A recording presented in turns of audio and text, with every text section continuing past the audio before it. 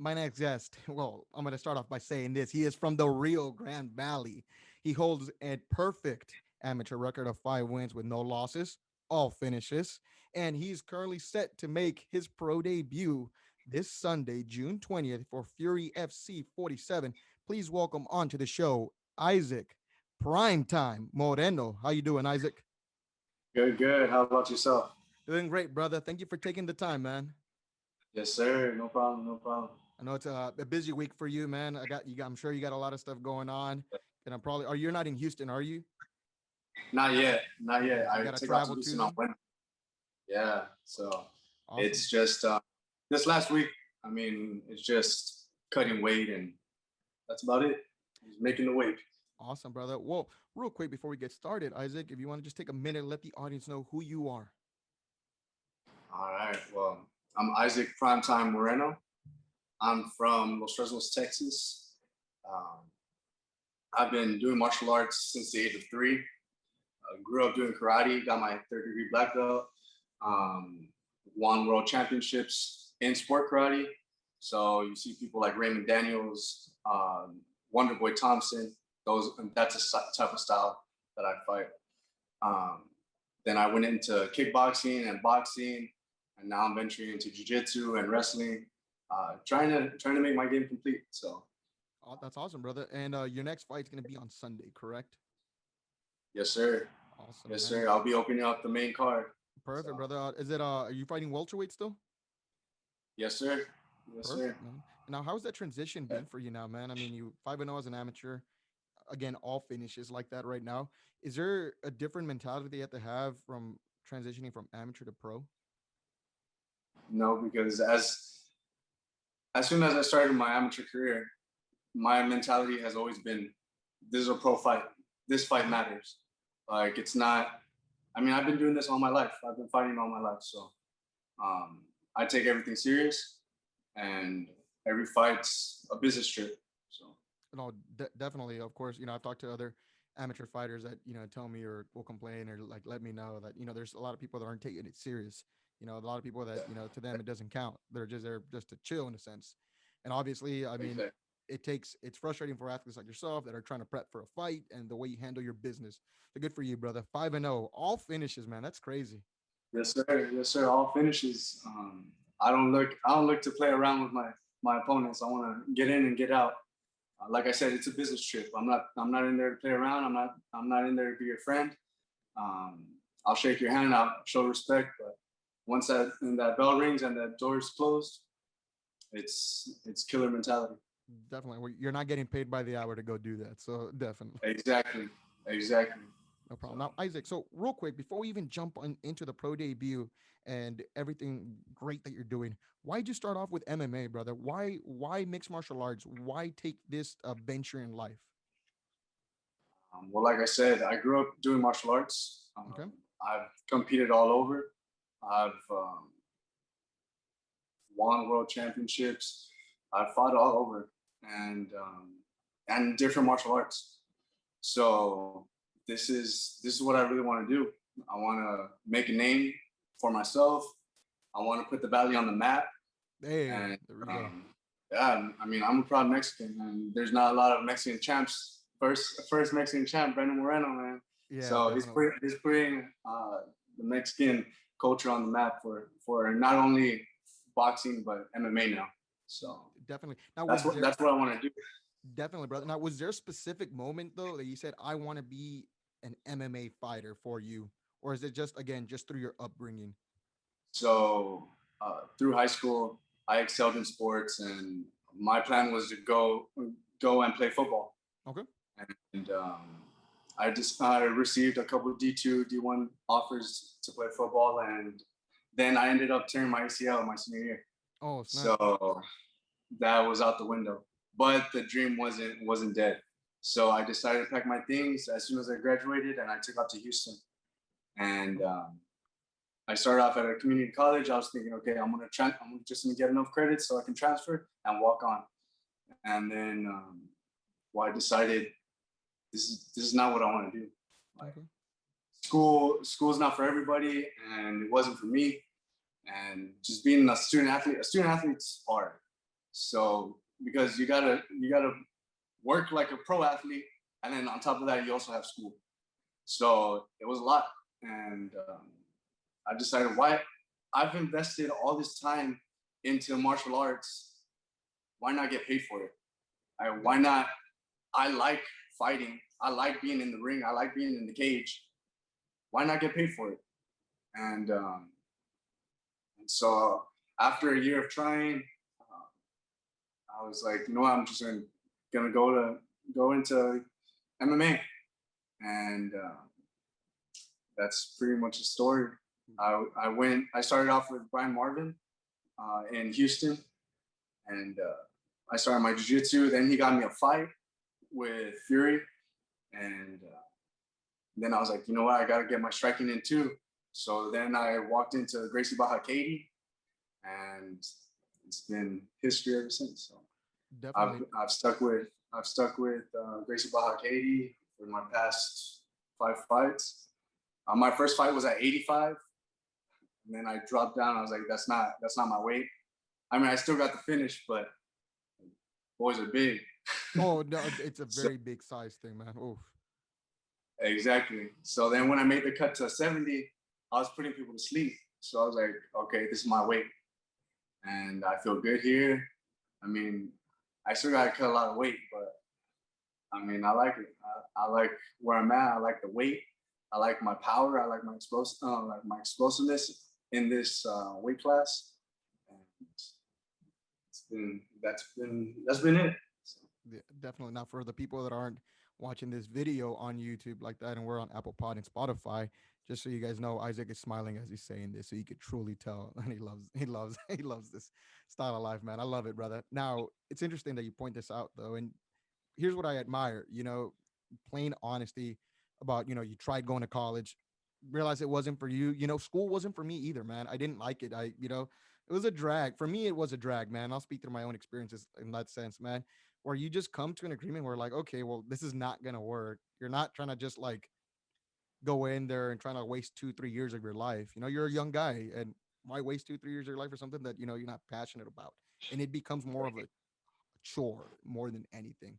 So you went the MMA route, clearly succeeding on there. So you train at Gracie Barra, correct? Am I saying that right? yeah, Bar, Crazy Bar, Gracie Barra in that Houston area, Kate, correct? yes, sir. Damn. Um, that's my main camp. So I make the trip to Houston every other week, and but as of now, I've been training here at my uncle's school, the Savage 20. That's our logo in the back. I teach striking here. I'm also a personal trainer. So my uncle opened it up, just kind of being a place for people just to come train, open mats. And my uncle's a jiu-jitsu black belt, Arturo Reyes. Um, and well, that's where I've been getting my jiu-jitsu from. So he made me compete. He made me take on the super fight, and I've really fallen in love with the sport of jiu-jitsu. Like I said, I'm always advancing my game and adding more weapons. So Now, I'm excited for the future. is that in the Rio Grande Valley, or is that in the Houston area? Yes, sir. Brownsville, Texas. Brownsville, Texas. Where can the audience go? If they're listening from the valley. Where can they check this out? So just go on to visit, go onto Instagram and then search up the Savage 20, Okay. all spelled out, and it'll pop up. The link is there, and you can hit that link. It'll give you the address. It'll give you everything you need to know about the Savage 20 and what we have to offer here. Perfect, brother. Then I'll definitely have that linked in the description below of this video. Then for Awesome. that, and make sure if you're in Brownsville to check that out, man. Grappling, That's it. making stars like yourself, there, man. That's the plan. That's the plan. I have two little brothers. I have a little cousin. I started them in kickboxing, and I want to set the open the door for everybody else. So they're coming up. They're 4 or 5 years old, and I mean that's the age I started at. So if I can inspire the younger crowd to get into MMA, to not only see this as, oh, this is a violent sport. No, this is a martial art. Like Yeah. this is I don't know, for me it's a way of life. Like This is all I do 24/7. I'm in the gym. I'm doing something having to do with martial arts. Like regardless of what I'm doing, it's always involving the martial arts. And I mean, that's what I want to do. I want to open the door for the next generation of fighters. So, Definitely.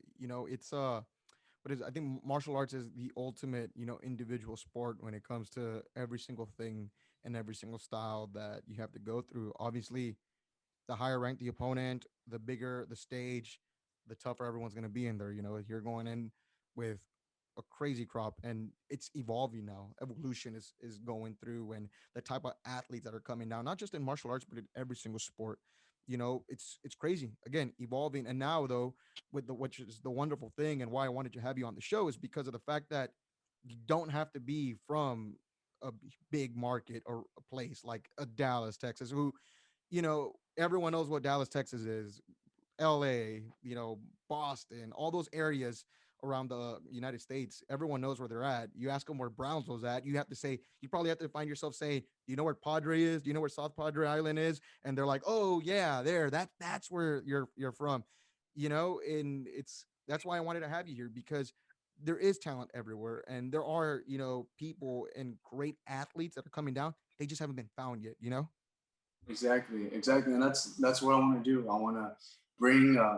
I feel like Brownsville's the perfect spot, like for training camps. This whole training camp, I've been here. So I've secluded myself. I moved in with my uncle, and we've just been training 24/7. Like it's awesome, and the beach is right here. Like there's great food.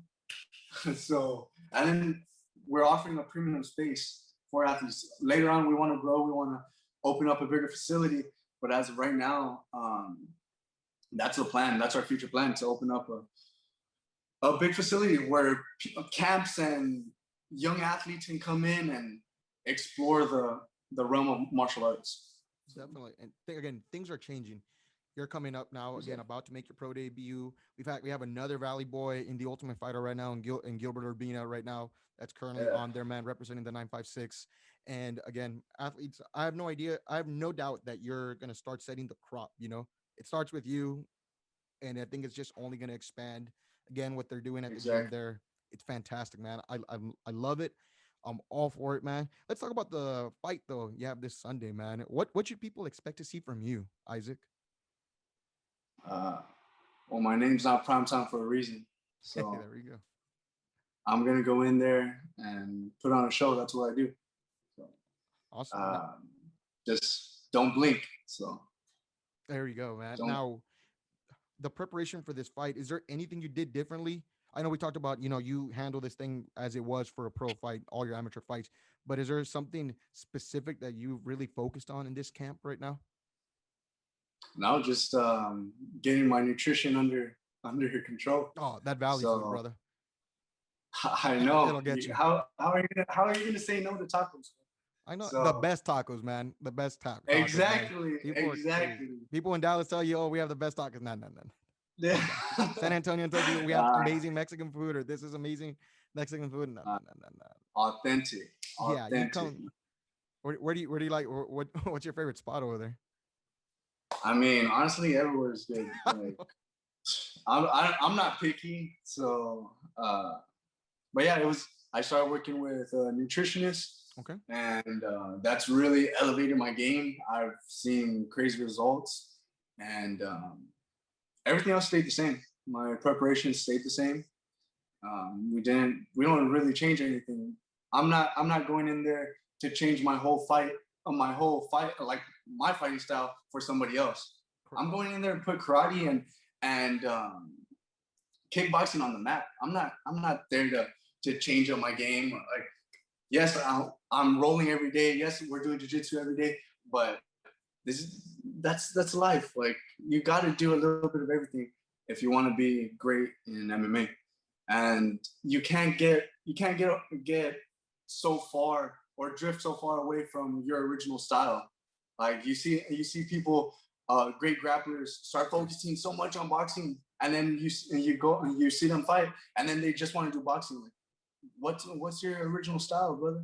Like jiu-jitsu, take them down, tap them. Yeah. If you're a kickboxer, why are you gonna go and wrestle with this dude? Come Definitely. I on, mean, stand up and strike. stay true to your Like, roots yeah, in a sense. get your wrestling defense on point, get your jiu-jitsu defense on point, your takedown defense on point, and that's it. So that's my game plan.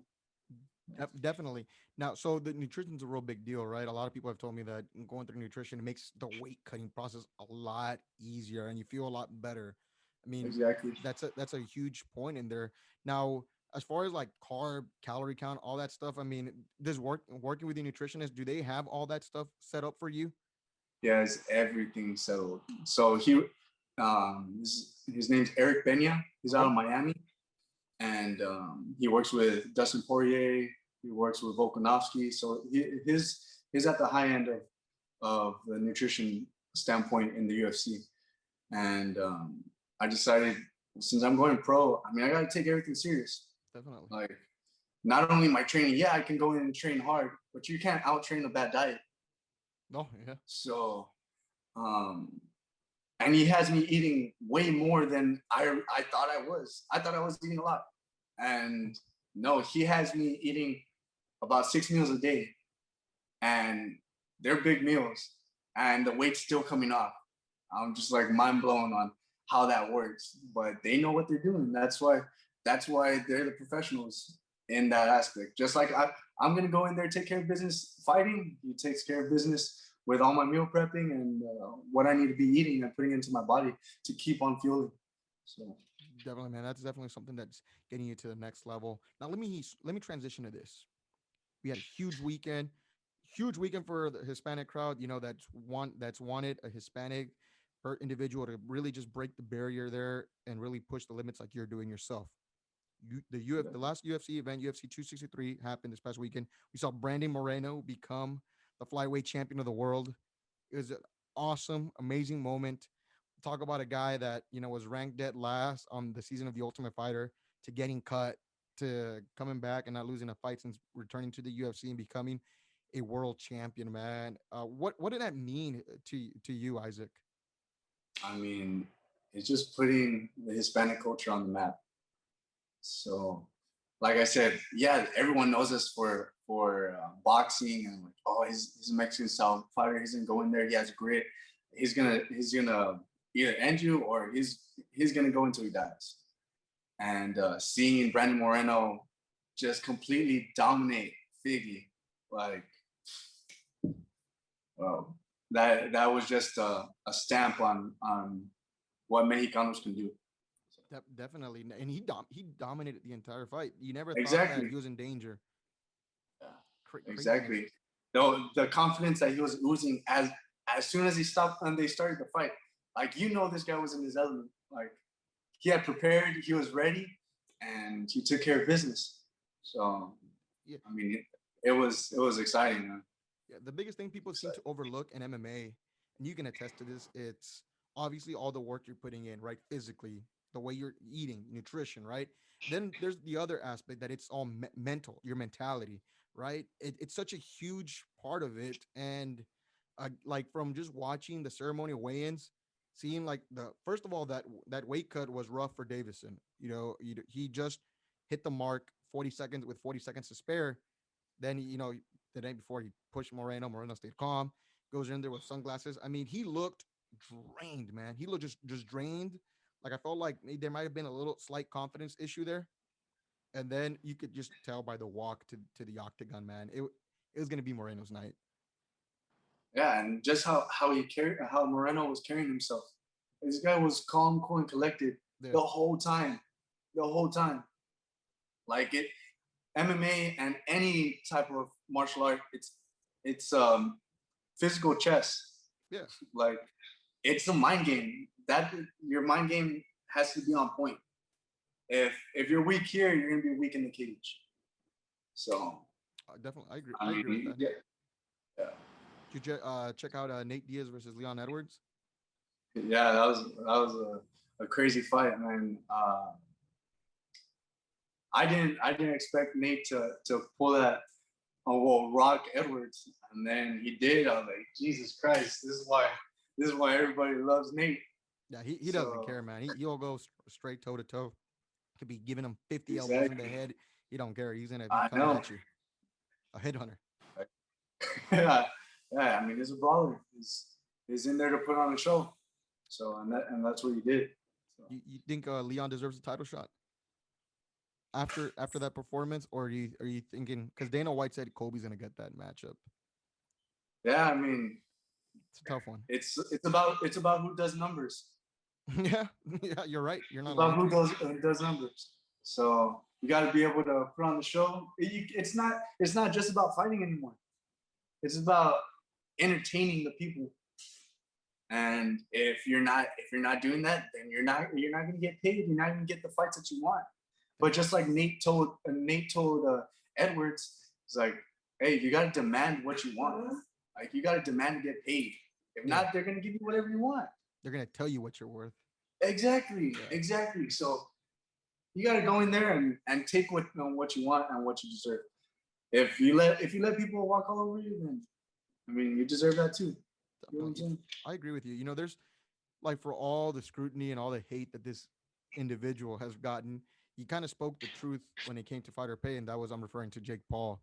As much as you hate the guy, I mean, he's kind of making, I'll talk UF from the UFC side of things where they're having a lot of issues paying their fighters because people are trying to like put their worth in. They're looking at John Bones Jones. He doesn't want to come back unless they pay him.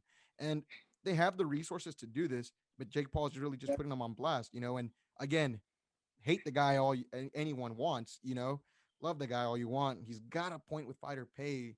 I mean, it's crazy. Obviously, people want to compete in the UFC because that's in a sense making it and getting to that huge stage. But at the same time, I mean, you gotta. I know you're taking the risk, but you also gotta get compensated in that sense, because fighters don't get paid, exactly. Exactly. They don't. And a lot of especially the with the time you do this sponsorships. because exactly, and then you're really just doing this because you love it. So the guys that are in there that are not getting paid love what they do. Exactly. Like why as an amateur would I want to do that? Like I'm not gonna get paid. Why would you go in there? And here in Texas, the only thing that's different from the pros is there's no elbows to the head and there's no reinforced knees. Okay. But everything else is legal. So you don't have shin guards, you don't have anything. It's basically a pro fight, and you're gonna go in there and do it for fun. No, you do it because you love it, and I feel that's how everybody else is. But doing that only takes you so far. So when you get the shot, you gotta put on a good show and get paid. Demand to get paid. So Exactly. that's what I'm trying to do. I'm trying to get rich off this. I'm not in here just to play around. I want to be a champ. And well, no, it's not that I want to be. I am going to be a welterweight champ of the UFC. Just wait. So and I'm going to get paid. I'm going to put it the same way that it is in boxing. That's what's going to happen in the UFC. So the UFC has grown so much, and it's only going up from here. So that's I mean you got to demand what you want. So I love it. You're hearing it here first right now. Love it. exactly. Prime time, man. What'd you think of that main event matchup that we saw? Israel against Martin Vittori. Felt like it was kind of I'm not gonna say a snoozer, right? But it was all Israel Adesanya, man. What did you think of that? I mean, Israel Adesanya prepared well. Yeah, So, and honestly, Vittori had nothing for him. nothing, He brother. had Nothing. nothing for him. Nothing. So he looked tired. At the end, he looked like he didn't want to be in there. Like, I don't know, man. That's tough. That's tough. And I understand like his frustration from like, man, I can't touch this guy. I can't put him against the cage again. Because that's the frustration that I give my opponents. Yeah, So they're just drowning in their own water. They can't hit, they can't take you down, they can't oppose their will on you. And that's like I said, it's all mental. So Israel Adesanya has a mentality and has the skills to back it up. And he just owned that fight. He picked them apart and he defended all his shots. Well, most of his shots. So yeah. I mean, Marvin thought he won the fight. And now I know. point wise, I could have okay understood. Okay, well, he's trying to push him up against the fence, got a takedown or two in there. Point wise, here's the thing: I always tell people like, be careful because judges can be crazy. Exactly. That's Judges why can be I never crazy. leave it to the judges. Yeah, That's why I never leave it to the judges. You can't. yeah, You like can't. You don't know crazy. what they're feeling that night. Yeah, what they're seeing, they're like Volkanovski versus Holloway. Clear indication there, like like you're gonna get screwed. So I'm like, okay, well, I'm trying to convince myself, okay, well, the judges were even the worst judge in the world. Okay, I can see him giving Vittori 2 rounds. Again, the worst judge in Yeah. the world, from he's going up against the fence. He got a couple takedowns in there. He was on top of him for a second there. So I'm like, okay, well, I'm trying to think of like the worst judge in the world, judging this thing. But even then, I mean, you'd have to be like on your phone watching this fight to truly award anything but a round or two to this guy. Israel was real calm, real focused. Obviously, the matchup to make is him against Whitaker. It should have Yeah. always been Whitaker. I don't think Vittoria, no disrespect, had any business getting that title shot. He only got it because Whitaker wasn't ready to go, and that's not his fault. Quarantine, it's killing it right now. Yeah, it is. It So is. it's I tough, mean, man. I've been out for a year also. So Yeah, how was that for you? I'm sure it's tough. frustrating. Yeah, it's tough. Um, just getting out of the funk, of, like not working, not doing anything, and then like getting back into the mix. I mean, I never stopped training, Yeah, but I was just lifting and eating and training. So I got big, like yeah. swole big. So I was like, I got to get back down. If not, I'm gonna have to fight John Jones in 205. So No, and the craziest thing is though, like, so when you're like eating and lifting weights and staying in shape though, like I'm assuming you're saying you weren't sparring as much, correct? Because obviously the yeah, close contact stuff with COVID, you got to exactly. be precautious and the unknown, Yeah. brother. But I mean, like you think you're in shape, and then you go over there, and again the cardio, like fighting shape, right? There's a huge difference there, correct? That's because Yeah. that's what I people mean, have told me there. Like you yeah, think it is? it's a totally different game when you're actually sparring. Like, you want to learn, you got to spar. Yeah, and you're trying to like get your lungs back into like the way they were again pre-pandemic when you're going through all this Exactly. physical contact. Exactly. You can train cardio all you want, but when you get onto the mats, it's different. Yeah, it's crazy. I've had friends that were really athletic individuals, crazy, D1 athletes staying in shape, and then they go to their first day of jiu-jitsu and they feel like they've never worked out a day in their life. I mean, Exactly, man. truthfully, man, it's It'll it's do it to you. it's a different it's a different kind of game, brother. Now the fight's gonna be on Sunday. Where can people watch this matchup? It'll be on UFC Fight Pass. Awesome.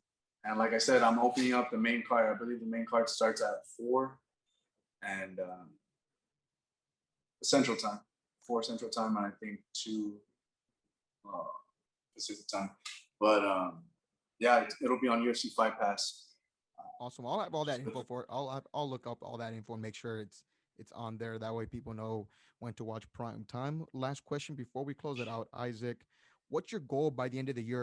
Are you looking to fight another one or two fights before the year ends? Or what's your short-term goal right now? Besides Uh, obviously getting that dub this Sunday. exactly. I actually want to get in 3 more fights after this. Okay. So I want to be busy. I mean, that's what I want to do. I want to get into the UFC already. So I'm gonna make my statement in this fight, and then the next fights after that. Like I said, I'm always evolving, and my name's not prime time for no reason. So I'm gonna put on a show, and I mean the crowd loves me. So I'm gonna go in there and show people what I do. Awesome, brother. I can't wait, man. Real quick before we sign off, Isaac, is there anything you want to let the audience know before we let you go? Just tune in and don't blink. Hey, Prime I time's can't. coming. That's Isaac Primetime Moreno. He'll be fighting June 20th, which is going to be this Sunday. Make sure you tune in, folks. Like he said, don't blink. To all your audience, first of all, thank you, Isaac, for joining us. And to you all the audience, thank you for tuning in. I'll catch you later, guys. Goodbye.